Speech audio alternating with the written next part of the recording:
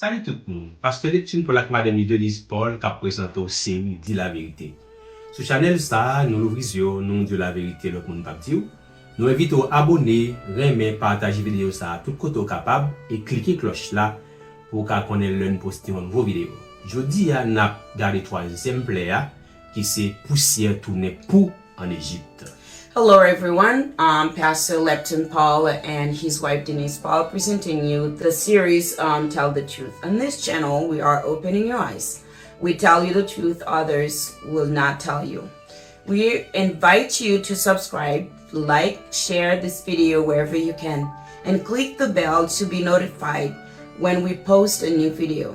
Today we are looking at the third plague of Egypt, dust turned into lice. Nous jouons une troisième player dans Exode 8 verset 12 à 15 et pour quelques versions anglaises dans Exode 8 verset 16 et 17. L'Éternel dit à Moïse, dis à Aaron, étends ta verge et frappe la poussière de la terre. Elle se changera en poux dans tout le pays d'Égypte. Il fit ainsi.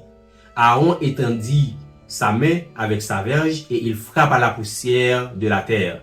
Et elle fut changée en poux sur les hommes et sur les animaux. Toute la poussière de la terre fut changée en poux dans tout le pays d'Égypte. We find the third plague in Exodus 8 verse 16 and 17 according to the English version. Then the Lord said to Moses, tell Aaron, stretch out your staff and strike the dust of the ground. And throughout the land of Egypt the dust will become gnats. They did this, and when Aaron stretched out his hand with the staff and struck the dust of the ground, gnats came on people and animals. All the dust throughout the land of Egypt became gnats. Yon pou c'est yon parasite. Ça veut dire yon être ou bien yon ti bête qui vivent au dépend de yon lot sans le pas détruire. Pour remettre cheveux sales, yon établi yon nan cuir tête, nan racine cheveux et parfois nan souci nan bab moun. Pour pas ni sauter ni voler. Yon pour adulte capable vivre environ 20 à 30 jours. A lice is a parasite, which means a being or an animal that lives at the expense of another without destroying it. Lice love salty hair. They are established in the scalp, in the roots of the hair, and sometimes in the eyebrows and in the beard. Lice neither jump nor fly. An adult lice can live approximately 20 to 30 days. D'après un article qui était publié sur www.quebec.ca/santé, pour pas vivre sur animal domestique, yo passé entre 3 à 6 heures de temps par jour à soucier sans moun yo collé sous lia. Moi touché point ça au départ pour me contrecarrer tout argument et pour m'éclairer l'antenne quelques moun qui ka courir pratique ça pour attaquer Exode 8 là. Et pour essayer de montrer que la Bible contre la science. Moun sa yo taka dit, bon, recherche montrer que pour pas vivre sous bête, tandis que Bible a dit pour te sous bête en Égypte. According to an article published in www.quebec.ca/health, lice do not live on pets. They spend 3 to 6 hours a day sucking the blood of humans.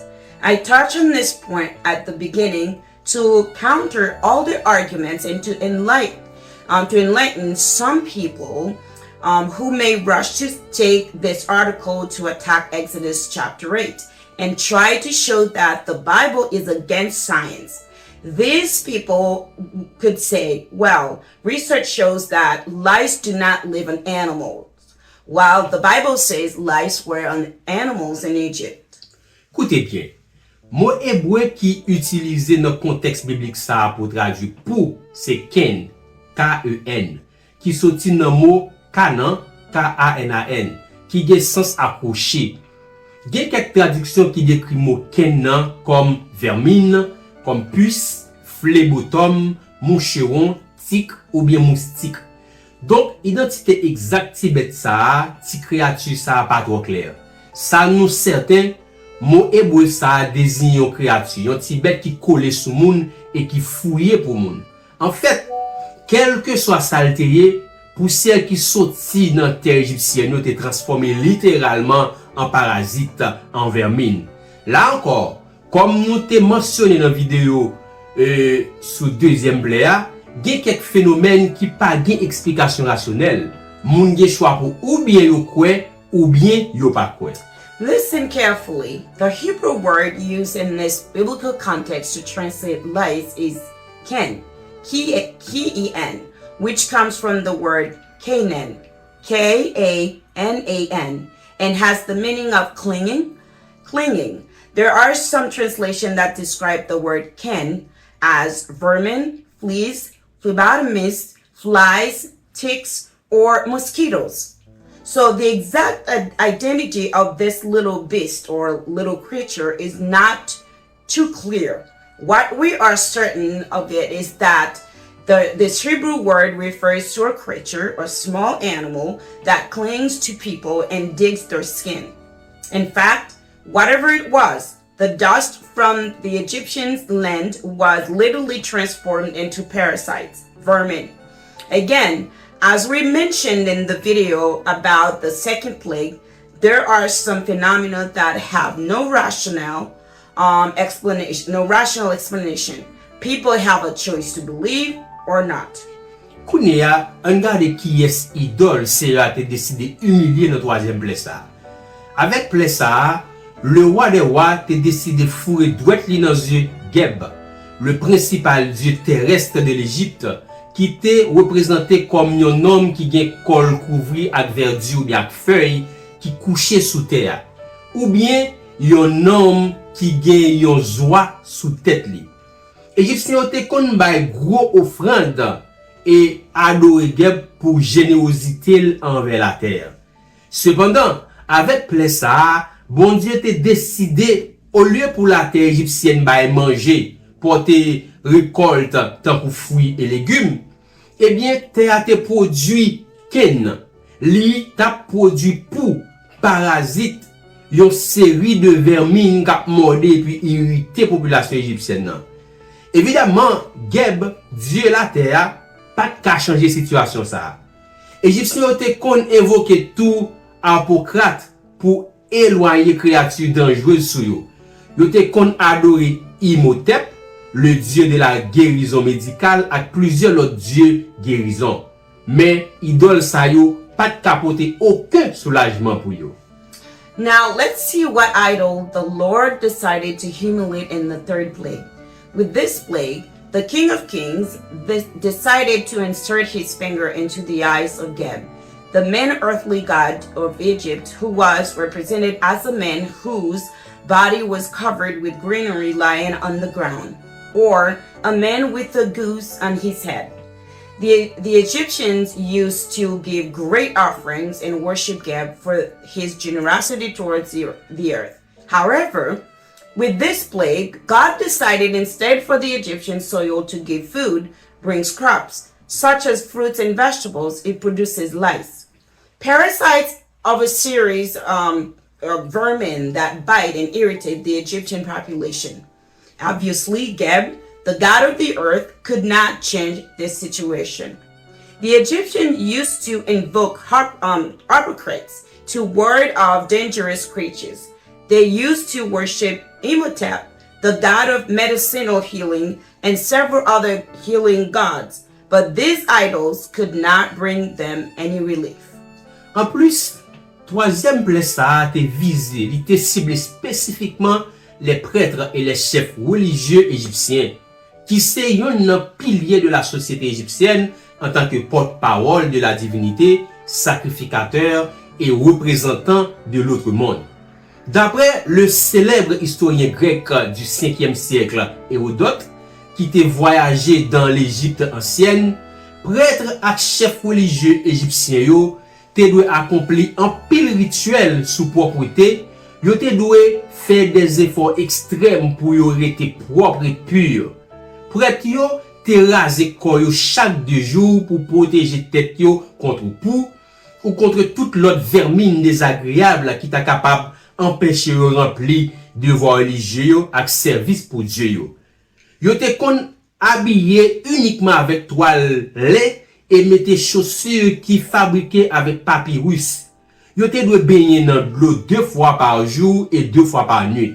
Prêtre égyptien yo te même coupé souci ak plume yeux yo, ak tout bagay qui ta ka kembe bête ou bien parasite pour éviter yo infecté avec pou. In addition, the third plague was aimed specifically at the Egyptian priests and religious leaders, who are one of the pillars of Egyptian society as spokespersons for the divinity, priests, and representatives of the other world. According to the famous Greek historian of the 5th century, Herodot, who traveled to ancient Egypt, the Egyptian priests and religious leaders had to perform many rituals on cleanliness. They had to make extreme efforts to stay clean and pure. The priests shaved their bodies every 2 days to protect their heads against lice or against any other unpleasant vermin that could prevent them from fulfilling their religious duties and serving the gods. They used to dress only with linen cloth and wear shoes that were made with papyrus. They had to bathe in fresh water twice a day and twice a night. The Egyptian priests even cut their eyebrows and trimmed their eyelashes and everything that would keep animals, parasites to avoid being infected with lice. Troisième blessa, te yon véritable cauchemar pour chef religieux égyptien yo. Yo te totalement impuissant et yo pas de carité. Avec présence pour vermine sa yo, bon Dieu te fermé culte en Égypte. Prêtre ak chef religieux égyptien yo pas de ka aller dans temple pour diriger culte ak service pour Dieu égyptien yo. Parce que quand yo te couvri avec pou, yo te disqualifié pour accomplir rituel pour Dieu yo. C'était un soufflet marassa dans figure Geb, Dieu la terre, ak tout l'autre dieu égyptien yo. C'était tout comme yon siyad, comme yon zoklo nan tête tout prêtre ak chef religieux égyptien yo. This third plague was a real nightmare for the Egyptian religious leaders, as they were totally powerless. They could not stop it. With the presence of these lice and vermin, God shut down worship in Egypt. The Egyptian priests and religious leaders could not go to the temple to lead worship and service to the Egyptian gods because their bodies were covered with lice. They were disqualified to perform rituals for the gods. It was a double slap in the face of Geb, god of the earth, and all the other Egyptian gods. It was also a knock in the head of all the Egyptian priests and religious leaders. Yon l'autre fois encore, bon Dieu a montré dans choc des titans ça qui est-ce qui yo commande. C'est à partir de troisième plaie ça, magicien égyptien yo accepté, yo déclaré défaite yo et reconnaître yo perdu bataille là. Bon Dieu humilié yo obligé sortir la caillou ak tout corps yo couvri ak pou ak vermine pour al di Pharaon. Ça c'est bon Dieu fouiller douette dans yeux nous. Et dans Exode 8 verset 15, la Bible dit, et les magiciens dirent à Pharaon, c'est le droit de Dieu. Le cœur de Pharaon s'endurcit, et il n'écouta point Moïse et Aaron selon ce que l'Éternel avait dit. Malheureusement, cœur Pharaon endurci, et il pas voulu écouter.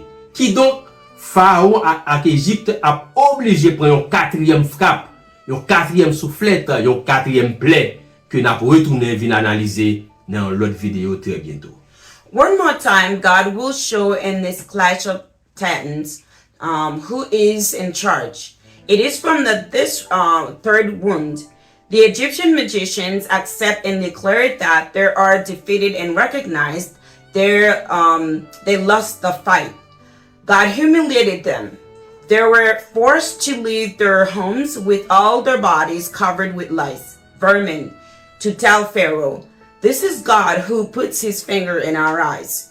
According to Exodus 8 verse 19 in the English version, the magician said to Pharaoh, "This is the finger of God." But Pharaoh's heart was hard and he would not listen, just as the Lord said. Unfortunately, Pharaoh's heart is hardened and he doesn't want to listen to them. So Pharaoh in Egypt will have to take a fourth blow or a slap which we will return and analyze in another short video very soon. Merci parce que vous toujours regardez vidéo nous yo. Donc n'a invité ou abonner, commenter, partager, cliquer cloche là pour qu'à recevoir et nouveaux vidéos l'en poster. Thank you for watching this video. We invite you once again to subscribe, comment, share, click the bell so you can receive new videos when we post them. Donc s'il vous plaît, pour l'opportunité ça pour rencontrer Jésus-Christ ou pour faire ça. Please take this opportunity to meet Jesus Christ if you haven't already done so. Juste répéter après nous. Just repeat after Seigneur us. Jésus, Lord Jesus, moi reconnaître moi c'est un I pécheur. recognize I'm a Moi sinner. crois que tu es mort pour moi. I believe you have died for Moi me. remettre la vie. I give you my life. T'en prévenir dans cœur Please come into my heart et sauver. and save me. Amen. Amen. Nous déclarons bénédiction bon Dieu sur la vie. We declare God's blessing upon your life.